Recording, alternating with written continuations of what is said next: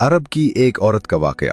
अरब में एक औरत थी जिसका नाम उम्मे जाफर था। वो इंतहाई सखी और फयाज थी। लोगों में यूं तकसीम करती थी कि दाएं हाथ को बाएं हाथ का इल्म ना होता। कुछ दिनों से वो एक खास रास्ते से गुजरने लगी। इस रास्ते पर दो अंधे बैठे होते थे। ये दोनों सदाएं लगाते।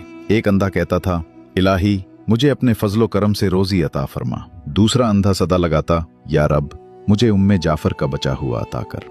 उम्मे जाफर दोनों की सदाएं सुनती थी और दोनों को कुछ न कुछ अता करती थी। जो अंधा अल्लाह के फजल का तलबगार होता उसे वो 2 दिरहम दिया करती, जबकि जो अंधा उम्मे जाफर के फजल का तालिब होता उसे वो एक भुनी हुई मुर्गी अता करती। दिलचस्प बात यह थी कि जिसे भुनी हुई मुर्गी मिलती वो अपनी मुर्गी दूसरे अंधे को 2 दिरहम में बेच देता। ये सिलसिला कई दिनों तक चलता रहा। एक दिन उम्मे जाफर उस अंधे के पास आई जो उससे कहा करता था, या रब मुझे उम्मे जाफर का बचा हुआ अता कर।